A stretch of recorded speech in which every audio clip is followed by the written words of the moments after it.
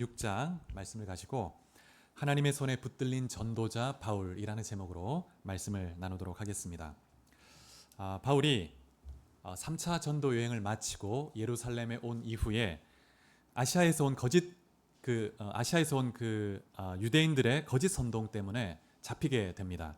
그래서 감옥에 갇혀서 2년 동안 시간을 보내게 되는데, 이 2년이라는 기간 동안 바울이 가이사랴에서 3명의 통치자 앞에서 증언하는 기회를 얻게 되죠. 첫 번째 통치자는 벨릭스 총독이었고, 두 번째는 베스도 총독, 세 번째는 오늘 살펴볼 텐데 아그리빠 왕 앞에서 증언을 하게 됩니다. 지난 시간에 바울이 베스도 총독 앞에서 증언했던 내용을 살펴보았는데, 바울이 그 재판에서 가이사 황제에게 상소를 하게 됩니다. 왜냐하면 이 유대 지역에서는 이 총독들이 유대인들의 지지를 얻기 위해서 눈치를 보기 때문에 공정한 재판을 기대할 수 없다고 판단했기 때문이죠. 그런데 이것은 하나님이 바울을 로마로 인도하시려는 섭리적인 계획 가운데 이루어진 것이었습니다. 바울이 상소했을 때 당시 로마의 황제가 누구냐면 네로 황제였습니다. 아주 악명 높은 정신 이상적 행동을 많이 했던 그런 황제인데, 통치 말기에 자신의 어머니와 아내도 살해하고 또 로마의 대화재의 원인을 기독교인이다, 방화범이다 이렇게 지목해서 기독교를 대대적으로 핍박했던 그런 황제이기도 했죠. 하지만 그의 통치 초기에는 굉장히 유능한 그런 통치를 했던 황제였습니다. 통치 초기에 그의 곁에는 아주 유명한 철학자 세네카가 조언자로 함께했습니다. 그래서 그의 조언을 받으면서 선한 개혁도 많이 하고 예술 문화를 장려하면서 굉장히 안정적으로 통치했던 그런 왕이었죠. 바울이 상소했을 때는 베스도가 통치를 막 시작했을 때였기 때문에 이때 연도가 AD 59년경이었습니다. 이때는 이제 네로 황제가 비교적 안정적으로 통치를 하고 있을 때였습니다. 이제 바울이 상소를 했기 때문에 이 베스도 총독은 이제 총독으로서, 재판관으로서 로마 법에 따라 그 바울의 죄목을 구체적으로 명문화하고 그 다음에 소견서와 함께 로마로 이송을 해야 될 책임을 안게 된 것이죠. 그런데 문제가 뭐냐면 바울에게서 로마법에 저촉되는 죄를 발견할 수가 없다는 겁니다. 그래서 어떤 바울을 상소 이 황제에게 보낼 근거가 없는 것이죠. 그리고 이 사건은 단지 법적 문제를 넘어서 기독교와 유대교 사이의 그 긴장 속에서 벌어지는 그 신학적으로 굉장히 복잡한 민감한 문제가 있었기 때문에 이 베스도가 어떻게 이 일을 처리해야 될까, 한 번 더 재판을 해야 될까, 또 유대인의 눈치를 보기도 하고, 그다음 로마법에 따라서 또 합리적으로 판단을 해야 되기 때문에 굉장히 고민을 하고 있었던 것입니다. 그러던 중에 유대 종교를 아주 잘 알고 있었던 아그리빠 왕이 이 베스도를 문안하러 온 것입니다. 신임 총독에게 이제 안부를 묻고 이제 인사를 하러 온 것이죠. 이때 이제 이 베스도 총독이 아그리빠 왕에게 자문을 구하게 되는데, 그 내용이 25장 14절부터 21절에 나와 있습니다. 그 핵심 내용이 뭐냐면, 바울을 이렇게 신문에 보니까 로마법을 어긴 것이 하나도 없습니다. 단지 유대교 신앙과 복음에 관련된 그들의 종교에 대한 문제뿐입니다 라고 말을 한 것이죠. 그런데 바울이 상소를 했기 때문에 어쩔 수 없이 그를 보호해두고 있습니다, 이렇게 이야기를 했습니다. 그러자 이 아그리빠 왕이 바울을 직접 한번 보고 싶다고 이야기를 했습니다. 아마도 아그리빠 왕도 이 바울에 대한 그런 얘기를 들어본 적이 있었던 것 같습니다. 그래서 궁금했던 것이죠. 그래서 그 이튿날에 재판 자리에 그 아내와 함께 참여하게 되는데, 그 아내 이름이 25장에 보면 나와 있는데 버니게라는 인물입니다. 여인인데, 이 버니게는 사실 이 아그리빠 왕의 누이입니다. 누나입니다. 누나. 그럼에도 부적절한 관계를 맺고 있는 것이죠. 이 버니게는 굉장히 유명한 일화가 있는데, 이후에 로마의 황제가 될 티투스 장군이 이 버니게를 사랑했다고 합니다. 짝사랑한 거죠. 그래서 결혼을 하고자 했는데 주변에 많은 사람이 반대하고 로마 시민들도 이 여인은 부도덕한 여인이기 때문에 반대했다고 합니다. 그래서 결혼을 하지 못하게 되죠. 그리고 이 아그리빠 왕의 여동생은 또 누구냐면 벨릭스의 아내인 드루실라가 여동생입니다. 그러니까 이 아그리빠 왕의 이 가문이, 집안이 정치적으로 굉장히 영향력이 있는 그런 집안이라는 것을 알 수가 있습니다. 그러나 정치적으로는 영향력이 있지만 하나님의 손에는 쓰임받지 못한 안타까운 그런 가문이죠. 25장 23절에 보면 아그리빠와 버니게가 크게 위험을 갖추고 이 재판에 참여했다고 말하고 있습니다. 그리고 그 자리에는 천부장뿐만 아니라 또 높은 많은 관리들이 이 재판에 참여했다고 말씀하고 있습니다. 그래서 많은 관리들이 이 재판에 참여하는 이 자리는 바울을 신문하면서 그들이 일종의 오락거리 같은 그런 시간입니다. 그들이 같이 신문하면서 대화도 나누고 또 로마 법에 대해서도 또 얘기 나누고 시사에 대해서도 얘기하면서 그들에게는 어떤 파티 장소 같은 것이죠. 그리고 이 베스도 총독에게 있어서는 혼자 진지한 시간이 됩니다. 왜냐하면 이제 황제에게 상소할 자료를 한 번 더 이 재판을 통해서 이제 발견해내고 얻어내야 되기 때문에 굉장히 진지하게 이 재판에 이제 귀를 기울이게 되는 것이죠. 그래서 25장의 내용을 잘 읽어보면 바울이 법적으로 죄가 없다는 것이 여러 번 반복이 됩니다. 강조가 되고 있습니다. 그래서 바울 입을 통해서 제가 죄가 없다고 하는 고백을 2번이나 말하고 있고 베스도 총독의 입을 통해서도 죄가 없다는 그런 증언이 2번이나 나오고 있습니다. 그럼에도 불구하고 바울이 정치적인 이유 때문에 지금 구속되어 있는 것이죠. 바울은 이러한 불의하고 억울한 상황 속에 있지만 불평하지 않고 믿음을 굳게 지키고 있습니다. 그러면서 오히려 이 상황을 복음을 전할 기회로 삼고 있는 것을 볼 수가 있습니다. 그래서 복음을 전할 기회가 주어질 때마다 정말 전심으로 마음을 다해서 복음을 전하는 것을 볼 수가 있죠. 여러분 한번 생각해 보십시오. 해보십시오. 바울이 죄도 없이 2년 동안 감옥에 갇혀 있습니다. 복음을 공식적으로 증언한 그런 시간은 딱 3번 정도밖에 없습니다. 물론 개인적으로 성경에 기록되어 있지는 않지만 이 감옥에 간수들에게 또 접촉하는 간수들에게 복음을 전했을 수도 있지만 공식적으로는 3번밖에 없습니다. 어쩌면 낙심이 될 수 있는 그런 상황이죠. 예수님이 나를 부르신 것은 예수의 증인이 되라고 이방을 위한 그릇이 되라고 이렇게 세우셨는데 지금 감옥에 갇혀서 아무것도 할 수가 없는 거예요. 이방인에게 갈 수도 없고 유대인에게 갈 수도 없고 주님이 나를 또 로마로 보내신다고 했는데 내가 로마로 갈 수 있을까 이런 두려운 또 불안한 마음이 있었을 것입니다. 하지만 바울이 낙심하지 않았고 기회가 주어질 때마다 최선을 다해서 복음을 증거한 것이죠. 이러한 바울의 모습은 우리에게 큰 도전을 줍니다. 성도는 세상의 불의 속에서도 신앙을 지키고 어떤 상황 속에 있든지 우리에게 주어진 사명을 다해 가야 되는 것이죠. 시편 37편에 보면 1절 2절에 이렇게 말하고 있습니다. 악을 행하는 자들 때문에 불평하지 말며 불의를 행하는 자들을 시기하지 말지어다. 그들은 풀과 같이 속히 배임을 당할 것이며 푸른 채소같이 쇠잔할 것이미로다. 불의를 행하는 자들 때문에 불평하지 말라고 말합니다. 또 7절 8절에도 이렇게 말합니다. 여호와 앞에 잠잠하고 참고 기다리라. 자기 길이 형통하며 악한 꾀를 이루는 자 때문에 불평하지 말지어다. 분을 그치고 노를 버리며 불평하지 말라. 오히려 악을 만들 뿐이라. 어떤 상황에 처해 있든지 불평하거나 분노하거나 그렇게 악을 같이 이렇게 동참하지 말고 정말 주님을 바라보고 믿음으로 기다리라는 것입니다. 오늘 본문에 보면 벨릭스 총독 그리고 베스도 총독의 이 태도가 바울의 태도와 굉장히 대조되는 것을 볼 수가 있습니다. 이 벨릭스와 베스도는 자신의 정치적 입지를 위해서 어떻게 결정하는 것이 나에게 좋은 결정일까? 그래서 갈등하고 주저하고 고민합니다. 그런데 이제 바울은 감옥에 있으면서도 흔들림이 없죠. 그리고 확신과 담대함으로 신앙의 양심을 따라 복음을 증거하는 것을 볼 수가 있습니다. 세상 권력자들은 흔들리고 요동하지만 바울은 확신 가운데 요동함이 없습니다. 세상 권력자들은 자신의 정치적 입지를 고려하고 그 입지에 따라서 결정을 내리지만 바울은 오직 하나님의 뜻을 따라 자신의 부르신 부르심에 따라 결정하고 증언하고 행하는 것을 볼 수가 있습니다. 여러분, 하나님의 뜻 가운데 서 있는 사람, 하나님의 부르심에 딱 붙들려 있는 사람은 흔들리지 않습니다. 그래서 어떤 상황 가운데 있든지 여러분 한 분 한 분 또한 바울처럼 주님의 부르신 그 부름 가운데서 견고히 서서 믿음으로 승리하는 성도님 되시기를 축복합니다. 26장 오늘 본문에 보면 아그리빠가 바울에게 발언할 수 있는 기회를 주죠. 그래서 바울이 아그리빠 왕과 많은 관리들 앞에서 다시 한번 복음을 전할 수 있는 기회를 얻게 됩니다. 자, 여기서 우리가 아그리빠 왕의 가문을 좀 한번 살펴볼 필요가 있는데요. 이 아그리빠 왕은 오늘 본문에서는 아그리빠 왕으로 나오는데 이 아그리빠는 헤롯 가문의 왕족이죠. 그의 증조 할아버지가 누구냐면 헤롯 대왕입니다. 이 헤롯 대왕은 마태복음 2장에 나오는 헤롯인데, 이 헤롯 대왕은 예수님이 태어났을 때 예수님을 죽이려고 이 베들레헴에 있는 2세 이하의 남자아이를 다 학살했던 그 헤롯입니다.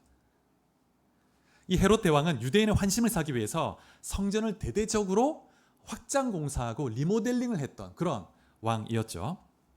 그리고 이제 그가 죽고 나서 그의 두 아들이 있는데, 두 아들이 유대 땅을 분할 통치하는데, 유대와 사마리아와 이두메아 지역은 아켈라오라는, 헤롯 아켈라오라는 사람이 통치합니다. 이 아켈라오도 마태복음 2장에 나오는 왕입니다. 아주 폭정을 했던 잔인한 그런 왕입니다.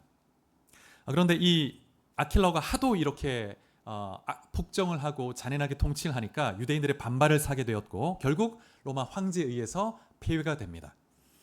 그래서 이제 이후에는 이 유대 지역은 로마 총독이 파견돼서 직접 통치를 하게 되는 것이죠. 그래서 마태복음 2장 22절에 보면 이 아켈라오에 대한 기록이 나오는데, 그때 이 헤롯 대왕의 핍박 때 요셉과 마리아가 애굽으로 피신을 하게 되죠. 그런데 이제 아켈라오가 이제 그 유대의 그 분봉왕이 됐을 때 이제 천사의 지시를 받고 다시 돌아옵니다. 그리고 갈릴리로 이제 가서 거처를 정하게 되는 것이죠. 그 다음에 이제 이 아켈라오가 유대 지역을 통치할 때 그의 형제인 헤롯 안티파스가 있는데, 이 안티파스는 이 갈릴리 지역 중심으로 통치를 하게 됩니다. 근데 이 헤롯은 마태복음 14장에 나오는데, 이 헤롯이 세례 요한을 처형했던 그 헤롯입니다. 그리고 이 헤롯은 누가복음 23장에 보면 예수님이 십자가에 죽으시기 전에 예수님을 잠시 신문하기도 했던 그 헤롯입니다. 예수님이 이 헤롯을 어떻게 표현했냐면 여우 같은 자다 이렇게 표현했죠. 이 헤롯은 굉장히 세속적 야망과 정치적 계산으로 살았던 그런 인물이죠. 그 다음에 이제 헤롯 대왕의 손자가 있는데, 손자가 아그리빠 1세입니다. 오늘 본문에 나오는 아그리빠는 아그리빠 2세입니다. 2세. 그래서 이 아그리빠 1세는 사도행전 12장에 나오는 헤롯이죠. 이 아그리빠 1세는 유대 전역 그리고 갈릴리 전역을 통치했던 굉장히 넓은 지역을 통치를 했죠. 사도행전 12장에 보면 이 헤롯이 아그리빠 1세가 유대인들의 지지를 얻기 위해서 초대교회를 핍박하면서 야고보 사도를 참수시키게 됩니다. 그리고 베드로 사도까지 감옥에 가두죠. 근데 이 아그리빠 1세는 로마에서 자랐는데 칼리굴라 황제와 또 글라디우스 황제가 황제 되기 전에 친분 관계를 가지고 있었던 친구였습니다.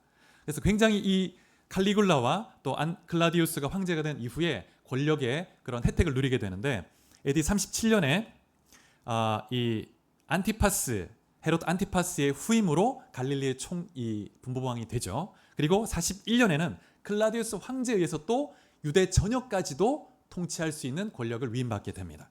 그래서 헤롯 가문 중에서 가장 넓은 영토를 통치했던 그런 헤롯이죠. 그런데 그가 굉장히 교만했습니다. 그래서 사도행전 12장에 보면 그의 교만이 나타나는데, 그가 막 연설을 하자 사람들이 뭐라고 하냐면 이 소리는 사람의 소리가 아니다, 신의 소리다, 막 이렇게 외칩니다. 그러니까 이 헤롯이 하나님께 영광을 돌리지 않고 그 영광을 자신이 다 취하면서 교만하게 행하죠. 그래서 하나님이 즉시로 그를 심판해서 벌레가 먹어서 죽었다고 말하고 있습니다.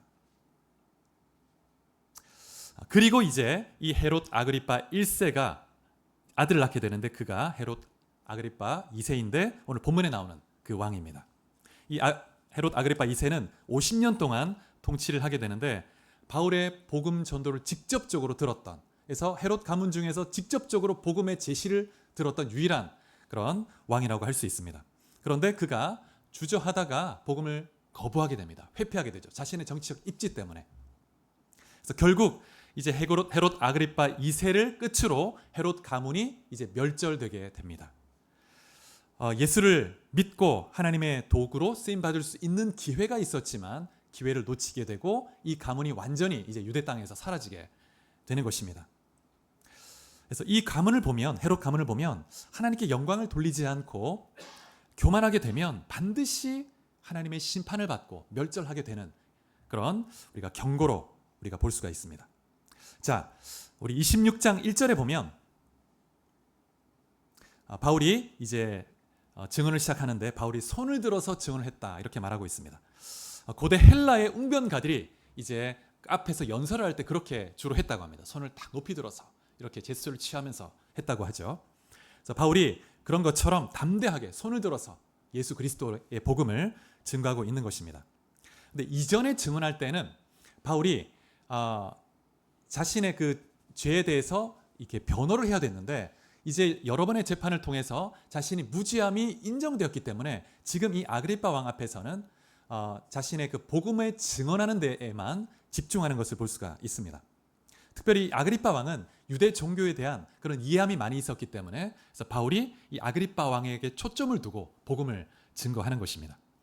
바울의 증언이 4절부터 26장 4절부터 23절까지 나와 있는데 바울의 증언을 보면 세 단락으로 구분해 볼 수 있습니다.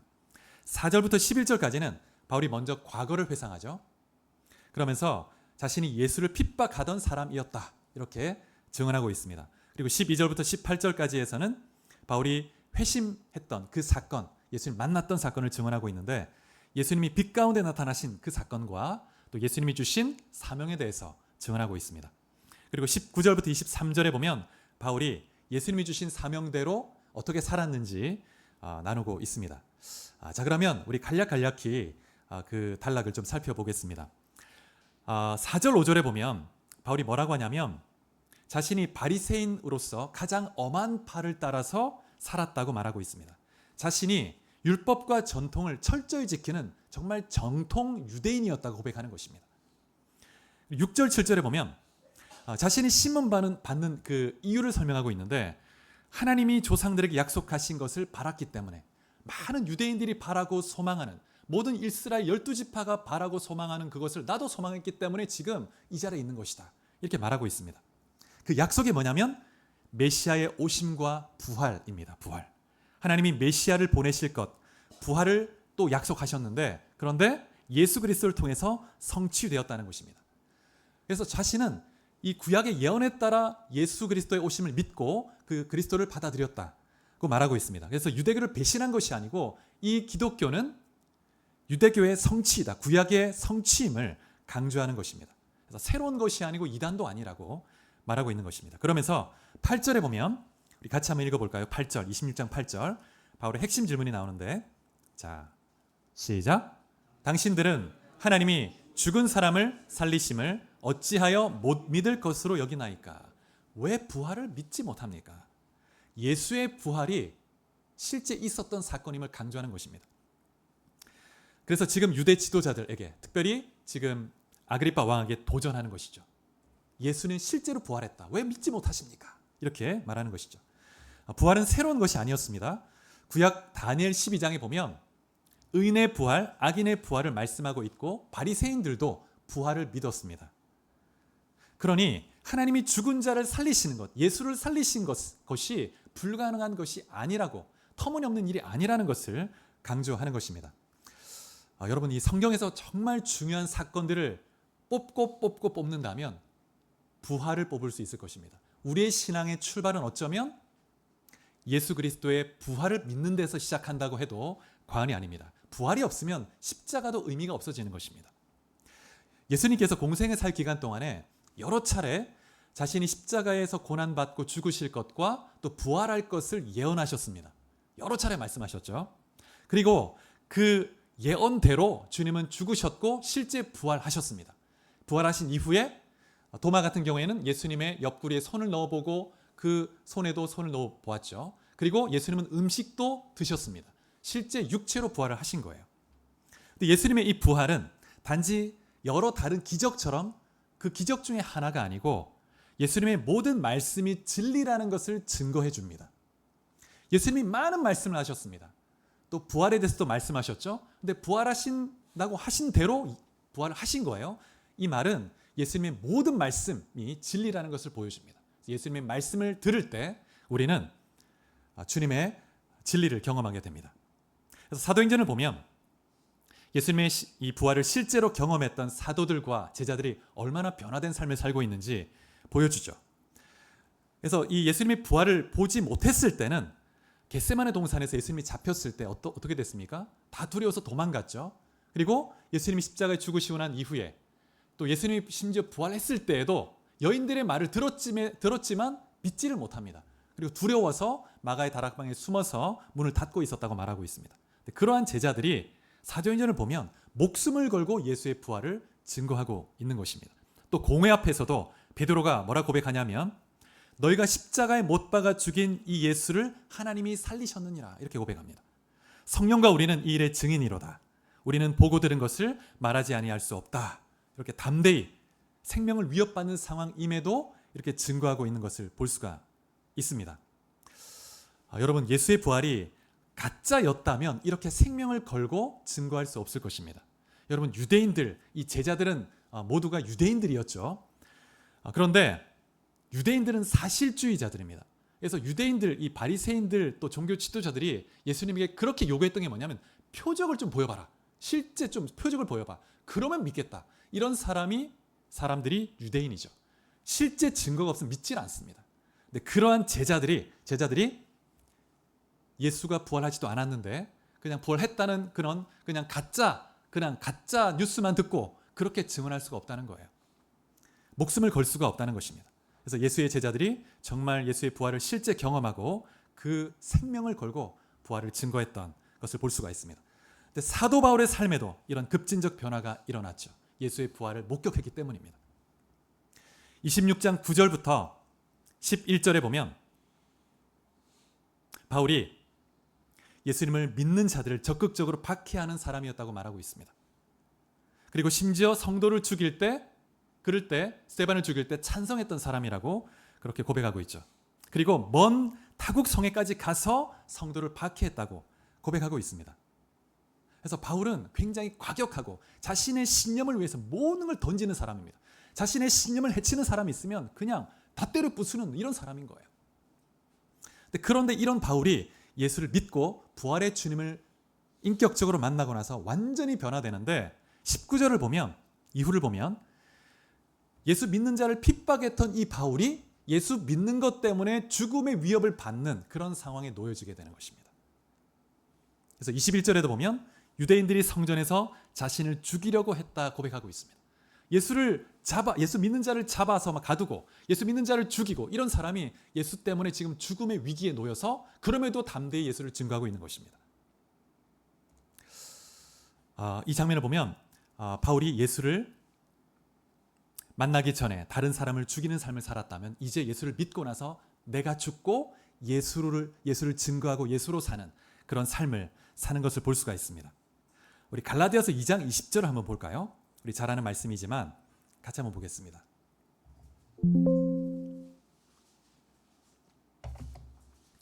갈라디아서 2장 20절 바울의 삶을 너무나 잘 보여줍니다. 자, 같이 봉독합니다. 시작. 내가 그리스도와 함께 십자가에 못 박혔나니 그런즉 이제는 내가 사는 것이 아니요 오직 내 안에 그리스도께서 사시는 것이라. 이제 내가 육체 가운데 사는 것은 나를 사랑하사 나를 위하여 자기 자신을 버리신 하나님의 아들을 믿는 믿음 안에서 사는 것이라. 바울이 고린도전서 15장에 보면 나는 날마다 죽노라 이런 고백을 합니다.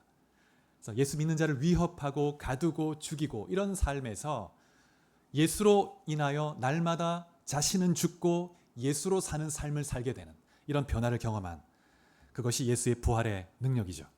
그래서 바울은 십자가를 통과한 사람이라고 말할 수 있습니다. 십자가를 통과했죠. 그리고 십자가를 지고 날마다 죽으며 예수로 살아가는 삶. 여러분, 성도는 십자가를 통과한 사람이고 날마다 십자가를 지고 주님을 따르는 사람입니다. 나는 십자가를 통과했는가? 나는 날마다 십자가에 나 욕심과 또 내 욕망을 못 받고 예수로 살고 있는가? 여러분 돌아보시기 바랍니다. 26장 이 8절 이 바울의 질문은 오늘 우리에게도 유효합니다. 예수의 부활을 믿고 있는가? 나는 부활의 주님을 만났고 믿고 의지하고 있는가? 여러분, 우리가 예수의 부활을 믿을 때 놀라운 혁신적 변화가 일어납니다. 또 하나님의 말씀이 살아 역사하는 걸 경험하게 되는 것이죠. 자, 그러면 우리 다음 단락으로 넘어가서 바울이 예수님을 만났던 장면, 우리가 몇 차례 사도행전을 보면서 보았지만 좀 간략히 특징적 부분만 보도록 하겠습니다. 13절에 보면 바울이 정오가 되어 낮 12시 가장 해가 밝게 뜨겁게 비출 그때 그 해보다 더 밝은 빛이 비추었다고 말합니다. 근데 바울과 함께 동행한 일행들에게도 빛이 비추었습니다. 그래서 동행들을 언급하고 있죠. 그것은 이 사건이 내 혼자서 경험한 어떤 환상 속에 그냥 지어낸 이야기가 아니고 객관적 경험이었다는 걸 강조하는 겁니다. 나뿐만 아니라 나와 함께 이 부활의 주님을 경험한 사람이 있다는 것을 강조하는 거죠. 그러면서 14절에 그 밝은 빛 가운데서 주님의 말씀이 나옵니다. 사울아 사울아 너가 나를 어찌하여 박해하느냐 이렇게 말하죠. 바울이 교회를 핍박한 것은 단순히 한 사람을 핍박한 것이 아니고 예수님을 핍박한 것이라고 말씀하고 있습니다. 예수님과 교회가 분리될 수 없다는 것을 강조해 주죠. 교회를 무너뜨리는 것은 예수 그리스도를 대적하는 그런 행위라는 것을 깨닫게 됩니다. 그 뒷부분에 나오는 말씀을 보면 이런 말씀이 있습니다. 가시채를 뒷발질하기가 너에게 고생이니라 이렇게 말하고 있습니다. 이 가시채가 뭐냐 하면 여러분 그 각주에 보면 이렇게 나와 있는 그런 성경이 있을 텐데 이 가축을 앞으로 몰아가기 위해서 사용하는 막대인데 막대기 같은 건데 그 막대기 끝에 뾰족한 것이 있습니다. 가시를 이렇게 붙여두거나 뾰족한 것이 있어요. 그래서 이 소가 농부의 뜻을 막 거스려서 딴 데로 가려고 하면 이 가시에 찔립니다. 끝에 뾰족하게 찔려요. 그래서 앞으로 농부가 원하는 방향으로만 갈 수밖에 없는 그게 이 가시채이죠. 그래서 예수님은 바울에게 너가 나를 박해하지만 결국 그것은 너 스스로를 해롭게 하고 너 스스로를 고통스럽게 할 뿐이다. 그러면서 더 이상 반항하지 말고 항복하라고 말하는 거예요. 나에게 순복해라. 내 도구가 되라. 내 일꾼이 되라. 주님이 말씀하시는 것입니다. 이 장면을 보면 우리가 한 가지 영적 원리를 깨닫게 되죠. 우리가 하나님의 뜻을 따라 순복하며 나아갈 때 그것이 축복이고 행복의 길입니다. 그런데 하나님의 뜻에 거부하고 반항하고 또 거스르게 될 때 그것은 결국 나를 더 고통스럽게 만들 뿐이라는 것입니다. 그래서 하나님의 뜻에 순복하는 것이 지혜이고 은혜이고 생명이죠. 우리 말씀을 하나 보겠습니다. 사무엘하 7장 14절. 사무엘하 7장 14절입니다.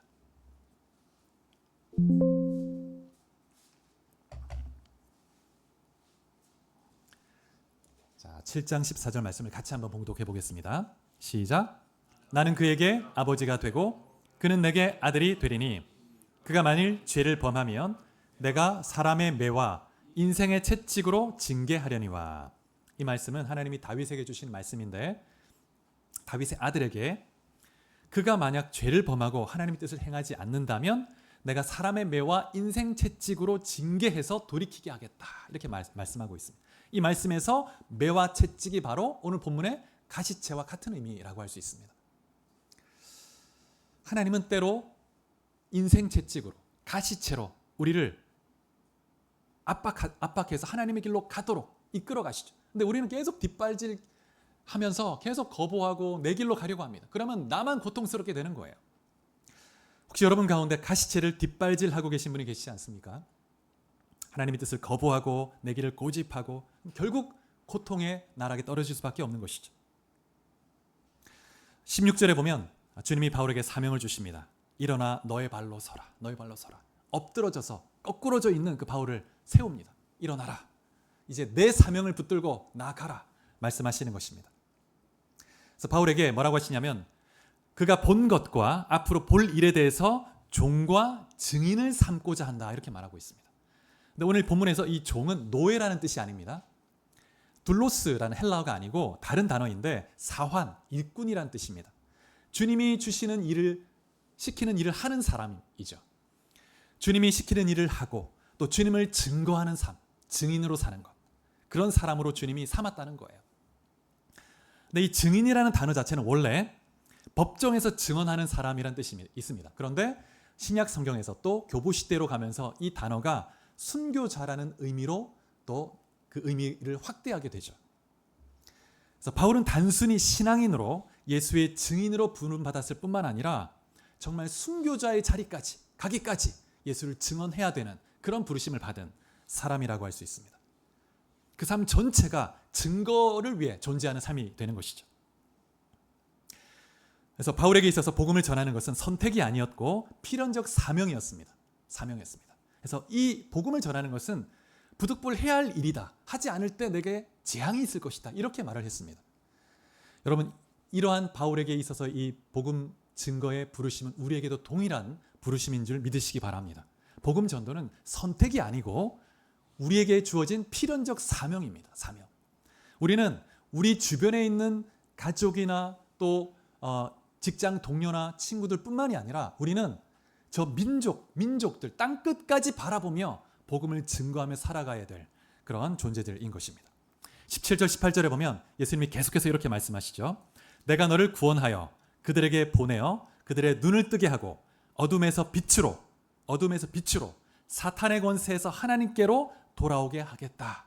너를 그러한 도구로, 빛의 도구로 사단의 권세에 묶여있는 자들을 자유케 해서 나의 통치를 받게 하겠다 말씀하고 있습니다. 그래서 바울은 이러한 주님의 부르심을 거스르지 않고 유대인과 이방인들에게 이 회개의 복음을 증거했다고 말합니다. 회개의 복음을 증거하고 회개에 합당한 열매를 맺도록 메시지를 선포했다고 말하고 있습니다. 바울이 여기까지 이제 복음을 증거하자 두 권력자의 반응이 이어지게 되는데 먼저 베스도 총독이 끼어듭니다. 끼어들어서 소리를 크게 내면서 뭐라고 하냐면 바울아 네가 미쳤구나 이렇게 외치는 거예요. 그래서 베스도는 이 복음을 이해하지도 못하고 받아들일 마음도 없습니다. 강팍하죠. 정치적 입지만 딱 따지는 사람입니다. 네가 많은 학문이 너를 미치게 하는구나 이렇게 말하고 있습니다. 그러자 바울이 뭐라고 하냐면 저는 미친 것이 아니고 참되고 온전한 말을 하고 있습니다. 바울은 아주 당당하고 담담하고 침착합니다. 고린도후서 5장 13절에도 보면 바울이 이런 고백을 하죠. 우리가 만일 미쳤어도 하나님을 위한 것이요. 바울은 가는 곳마다 야 바울 사도 미친 거 아니야? 바울야 너 미쳤어? 이런 말을 많이 여러 번 들은 사람입니다. 바울은. 그런데 정말 여러분 예수 그리스도를 믿고 그리스도를 따르는 삶을 살게 되면 그 삶은 주변 사람들에게 왜 저렇게 살지? 미친 거 아니야? 이런 말을 듣는 것이 어쩌면 자연스러운지도 모르겠습니다. 마태복음 13장에 보면 밭에 감추인 보화 비유가 나오죠. 우리 잘 아시는 말씀인데 밭을 갈던 소장농이 밭을 갈다가 보화를 발견했습니다. 그래서 그걸 묻어두고 가서 어떻게 합니까? 재산을 다 팔아버려서 그 재산을 가지고 그 밭을 사는 거예요. 근데 이 장면은 그 주변 사람들이 보면 미친 짓입니다. 야, 너 미쳤어. 그 밭을 왜 사? 미친 거죠. 그러나 이 소장농에게 있어서 이 일은 지혜의 선택이고 생명의 선택이고 기쁨의 선택인 거예요. 너무 잘한 선택인 거예요. 26절 27절에 이제 이어서 바울이 아그리빠에게 말하고 있습니다. 왕께서 이 일을 아시니까 담대히 말씀드립니다. 이 일은 한쪽 구석에서 되는 일이 아닙니다. 왕이여 선지자를 믿으십니까? 선지자를 믿으시는 줄 압니다. 이렇게 막 도전하고 있습니다. 결단을 촉구하는 것입니다. 결단을. 그래서 선지자를 믿는다면 그 선지자가 예언했던 예수를 믿어야 된다는 거예요. 그렇게 논리를 이끌어 가려고 하는 것입니다. 그런데 아그리빠가 이 질문을 회피하죠. 결단하지 못합니다. 아그리빠는 이 내용을 잘 이해했고 그 다음에 그 마음속에 믿을 수도 있었지만 결단하지 못하고 회피하는 거예요. 여러분 신앙은 결단입니다. 결단. 예수를 믿는다는 건 결단이죠. 내 마음을 열고 주님을 내 마음의 중심에 왕좌에 모시고 주님을 왕으로 섬기는 삶. 결단을 해야 됩니다. 근데 이 결단은 한 번으로 끝나는 것이 아니고 날마다의 삶에서 매일매일 나는 죽고 예수로 사는 예수님이라면 어떻게 하실까? 어떻게 말씀하실까? 어떻게 행하실까? 질문하며 주님을 따르는 삶. 날마다 결단이 있어야 합니다. 결단. 결단이 희미해지면 신앙도 메말라 가게 되는 것입니다. 28절에 아그리빠 왕이 이렇게 말하죠. 너가 적은 말로 나를 권하여 그리스도인이 되게 하려 하는도다. 그러자 바울이 29절에서 이제 최종 진술, 최후 진술을 하는데 29절 말씀 우리 같이 한번 읽어볼까요? 29절 26장 29절 자 시작 이르되 말이 적으나 많으나 당신뿐만 아니라 오늘 내 말을 듣는 모든 사람도 다 이렇게 결박된 것 외에는 나와 같이 되기를 하나님께 원하나이다 하니라. 바울 그 마음에 복음의 증거에 대한 간절한 열정, 열망이 있습니다. 그 영혼들에 대한 긍휼함이 있죠. 이곳에 있는 모든 분들, 모든 관리분들 내가 결박되어 있긴 하지만 이것 이외에는 여러분이 나처럼 되기 원합니다. 여러분도 나처럼 그리스도를 만나기 원하고 생명을 누리기 원합니다. 여러분 안에 이런 열정이 바울의 열정이 있기를 축복합니다. 근데 이 장면을 보면 바울은 죄수로 결박된 상태이지만 그 자리에서 유일하게 참된 자유를 누리는 사람이죠. 지금 그 자리에 있는 권력자들은 권력을 가지고 있지만 사실 영적으로는 결박된 상태입니다. 진정한 자유는 예수를 믿을 때 누릴 수 있는 것이죠. 바울만이 유일하게 갇혀 있으나 풀려 있으나 그것은 바울을 속박하지 못합니다. 바울은 진정한 자유인이었죠. 복음 안에서. 여러분 자신에게 한번 질문해 보시기 바랍니다. 나는 겉으로는 자유롭게 살아가는 것 같지만 영적으로 묶여 있지 않는가? 영적으로 속박된 영역이 있지 않은가? 예수 그리스도 안에서 참된 자유를 누리는 여러분 한 분 한 분 될 수 있기를 축복합니다. 사랑하는 여러분, 어떤 상황에 있든지 여러분 바울처럼 흔들리지 않고 여러분을 부르신 그 부르심의 상을 위해서 달려가는 승리하는 여러분 될 수 있기를 축복합니다. 우리 모두의 이 바울에게 주어진 사명은 우리 모두에게 주어진 사명인 줄 믿으시기 바랍니다. 그래서 바울이 고백했던 것처럼 이 일은 내가 부득불할 일이다. 하지 않을 때 재앙이 있을 것이다.